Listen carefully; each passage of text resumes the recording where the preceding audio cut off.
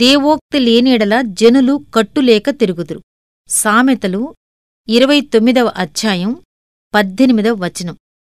దేవుని దర్శనాన్ని పొందాలంటే ఆయన కోసం కనిపెట్టాలి. ఎంత సమయం కనిపెట్టాలి అన్నది చాలా ముఖ్యం. మన హృదయాలు కెమెరాల్లో వాడే ఫిల్ములాంటివి. దేవుని పోలిక అక్కడ ముద్రించబడాలంటే మనం ఆయన ఎదుటికి వచ్చి కనిపెట్టాలి. అల్లకల్లోలంగా ఉన్న సరస్సులో ప్రతిబింబాలు కనిపించవు. మనం దేవుణ్ణి చూడగలిగితే మన జీవితాలు విశ్రాంతిమయంగా ఉంటాయి. కొన్ని దృశ్యాలను చూడటంతోనే పరివర్తన చెందించే శక్తి గోచరమవుతుంది. ఉదాహరణకి, నిశ్చలమైన సూర్యాస్తమ దృశ్యం మనస్సుకు శాంతినిస్తుంది. అలాగే దేవుని దర్శనం మానవ జీవితాలను మార్చివేస్తుంది. యాకోబు యబ్బోకు రేవు దగ్గర దేవుణ్ణి చూసి ఇశ్రాయేలుగా మారాడు. దైవదర్శనం గిద్యోనుకు పిరికితనం పోగొట్టి శౌర్యాన్ని అలవరిచింది.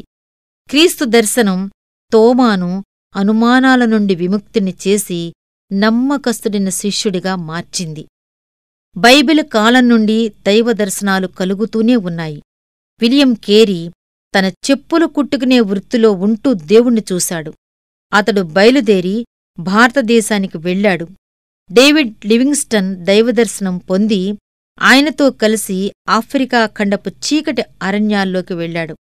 వందల కొద్దీ మనుషులు దేవుని దర్శనాన్ని పొంది ఇప్పుడు ప్రపంచపు నలుమూలలా అన్యులకు సువార్తనందించే పనిమీద తిరుగుతున్నారు. ఆత్మలో ఎల్లప్పుడూ పూర్తి నిశ్శబ్దం ఉండదు. దేవుడు మన ఆత్మలో మెల్లని స్వరంతో పలుకుతూనే ఉంటాడు. ఆత్మలో ఇహలోక విషయాల రణగుణధ్వని నిశ్శబ్దమైనప్పుడు దేవుని స్వరాన్ని వినగలం. నిజానికి ఆయన నిత్యమూ మాట్లాడుతూనే ఉన్నాడు. మనమే మన చుట్టూ ఉన్న శబ్దాల వల్ల, హడావుడి వల్ల, అవరోధాల వల్ల వినిపించుకోము.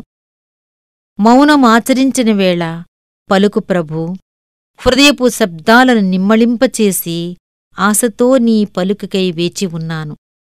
ఈ విశ్రాంతి ఘడియలో పలుకు నా నాథా, నీ ముఖారవిందాన్ని చూడనియ్యి నన్ను, నీ శక్తితో స్పృశించు నన్ను.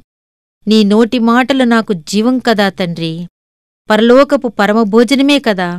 నా ఆత్మ ఆకలి చల్లార్చుదేవా. పలుకు ప్రభూ, నీ సేవకుడు వింటున్నాడు.